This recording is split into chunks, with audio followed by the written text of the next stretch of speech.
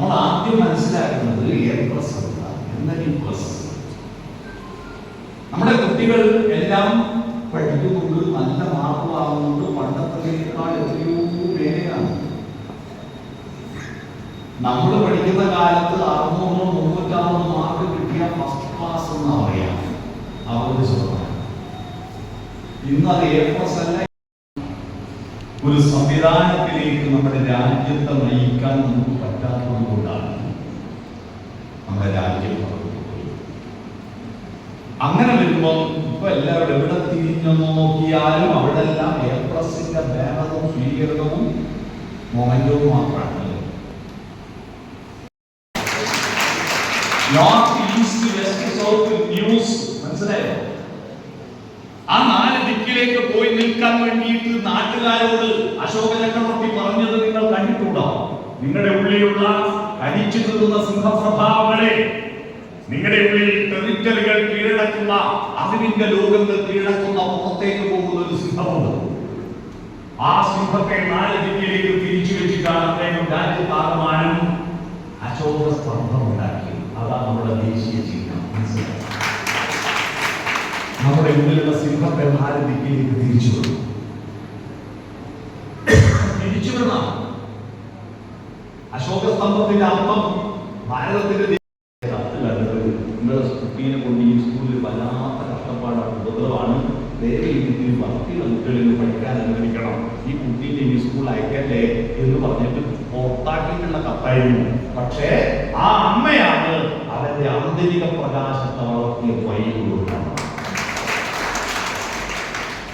നമ്മൾ നമ്മുടെ കുട്ടികളെ ശിക്ഷിതാക്കളല്ല എന്ന് ഓർമ്മിക്കുക, രക്ഷിതാക്കളാണ് നോക്കുക. ശിക്ഷിതാക്കളല്ല.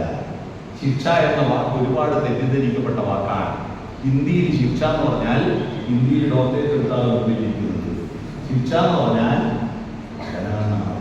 മേ ചട്ടേ ദർജേ മേ ശിക്ഷ കർത്താവ് എന്ന് പറഞ്ഞാൽ ഞാൻ 6ാം ക്ലാസ്സിൽ പഠിക്കുന്നു എന്നാണ്. എന്നാൽ നമുക്ക് ശിക്ഷ എന്ന് പറഞ്ഞാൽ കണ്ണു പിടിക്കുക, പേടിപ്പിക്കുക, അടിക്കുക എന്നൊക്കെയാണല്ലേ. ശിക്ഷിക്കണ്ടെന്നൊന്നും ഞാൻ പറയുന്നില്ല, പക്ഷെ ശിക്ഷിക്കുന്നത് അവന് ബോധ്യപ്പെടാതെ ശിക്ഷിച്ചിട്ട് കഴിയില്ല. ഈ ശിക്ഷ അവന്റെ മനസ്സിനെ ബോധ്യപ്പെടുത്തുന്നില്ലെങ്കിൽ ആ ശിക്ഷ കൊണ്ടൊരു കാര്യമില്ല. അതുകൊണ്ട് നമുക്ക് പുതിയ കാലഘട്ടത്തിൽ കുട്ടികൾ നമ്മളെക്കാൾ വലിയവരായ കുട്ടികളെ എങ്ങനെയാണ് പുതിയ കാലഘട്ടത്തിൽ നമ്മൾ മാനേജ് ചെയ്യുക, എങ്ങനെയാണ് മാനേജ് ചെയ്യുക? അത് നമ്മൾ ബുദ്ധിയിലേക്ക് താഴുകയാണ് വേണ്ടത്.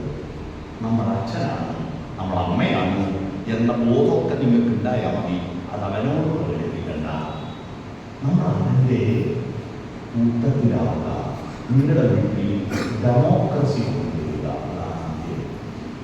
അങ്ങനെ വരുമ്പോൾ അവനിലേക്ക് കാണാൻ അവൻ്റെ സ്ട്രെങ്ത് തിരിച്ചറിയും, അവൻ്റെ വീക്ക്നെസ്സിൻ്റെ വീക്ക്നെസ് തിരിച്ചറിയും. ആ സ്ട്രെങ്തിനെ ശക്തിപ്പെടുത്താനും വീക്ക്നെസ്സിനെ കുറക്കാനുള്ള ഓപ്പർച്യൂണിറ്റികൾ എന്താണ് ഉണ്ടാക്കി കൊടുക്കുക. ബോധപൂർവം അവസരങ്ങൾ ശ്രദ്ധിക്കുക.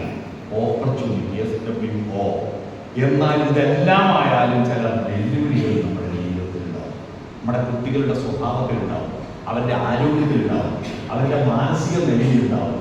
ആ വെല്ലുവിളികളെ നേരിടാൻ അവനെ പഠിപ്പിക്കണം. അവൻ വെല്ലുവിളികൾ നേരിടാൻ, അതാണ് SWOT അനാലിസിസ്. സ്ട്രെങ്ത് എന്താണ്, വീക്ക്നെസ് എന്താണ്, ഓപ്പർച്യൂണിറ്റി എന്താണ്, ത്രെട്ട് എന്താണ്, ഇതാണ് SWOT. അത്തരത്തിൽ നമ്മൾ ഓരോ അമ്മയും വളരണം, അച്ഛനും വളരണം. നമ്മൾ പഴയതൊന്നും മറക്കുകയില്ല, പുതിയതൊന്നും പഠിക്കുകയില്ല. സ്വന്തം മക്കളുടെ പുതിയ പാഠപുസ്തകങ്ങൾ വായിച്ചവരെ മുഴുവൻ വായിച്ചോ?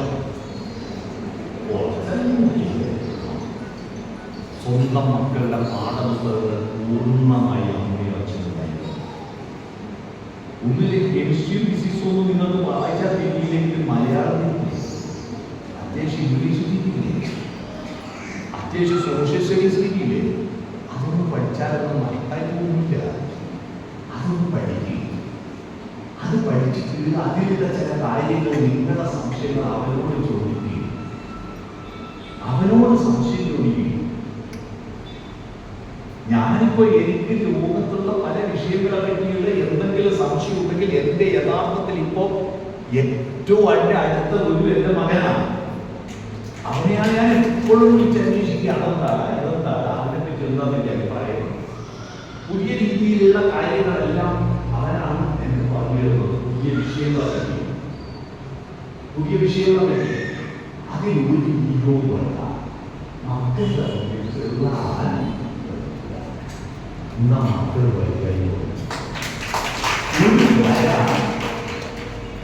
തൊടാതെ തന്നെ ആ വരയെ ചെറുതാക്കാനും വലുതാക്കാനുള്ള സൂത്രം അതിന്റെ പുറത്തൊരു ചെറിയ വര വരച്ചാൽ ഇത് വലുതാവും.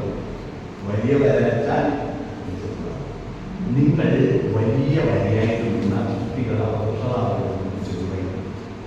നിങ്ങൾ ചെറിയ വരയാവും. അപ്പൊ കുട്ടികൾ വലുതായിരിക്കും. വലിയ വലുതാണെന്ന് ചോദിച്ചിട്ട് എല്ലാം ഏൽപ്പിച്ചിട്ട് അതുപോലെ ആവുന്നുണ്ടേ. അങ്ങനെ നിങ്ങൾ ഏൽപ്പിക്കുന്നുണ്ട്, കുട്ടികളെ വലുതാക്കുന്നുണ്ട്. പൈസ നെറ്റുമായി ബന്ധപ്പെട്ട കാര്യങ്ങളെല്ലാം അവനാണ് നടത്തുന്നത്, അവനാണ് ഗൂഗിൾ പേ ചെയ്യുന്നത്, അവനാണ് അങ്ങ് പോകുന്നത് ഇങ്ങ് പോകുന്നതല്ല. അതവ മുതലെടുത്തിട്ട് ഇതിന്റെ പാസ്വേഡ് മുഴുവൻ അവന്റെ കയ്യിലല്ല. അത് വെച്ച് ഷോൺ ഗെയിം കളിക്കുകയും മറ്റു പല തട്ടിപ്പ് നടക്കുകയും ചെയ്യുമ്പോൾ നിങ്ങൾ പിടിക്കും. അങ്ങനെയല്ല ഞാൻ ഉദ്ദേശിച്ചത്. അവന്റെ മുന്നിൽ നിങ്ങൾ ചെറുതാവും.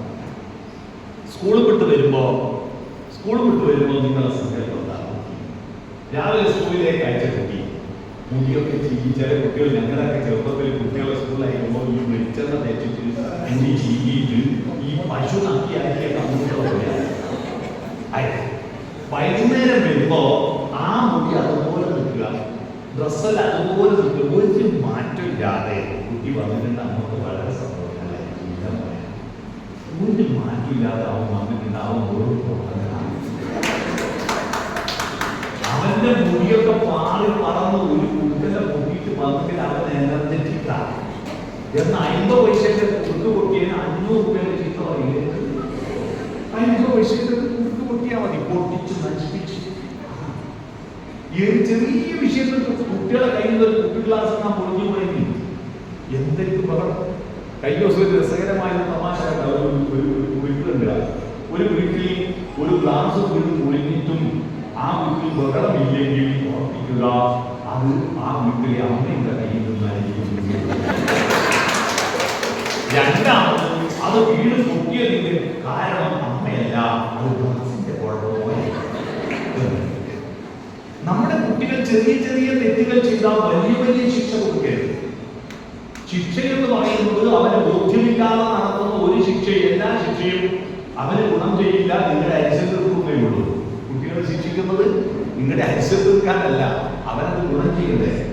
അപ്പൊ അതുകൊണ്ട് അവന്റെ മുന്നിൽ സ്കൂൾ വിട്ട് വരുമ്പോ എന്താ മോനെ എന്ന മട്ടിൽ അവനെ സ്വീകരിക്കും. സ്കൂൾ വിട്ട് വരുമ്പോ അല്പനേരം സ്കൂളിലെ വിശേഷങ്ങൾ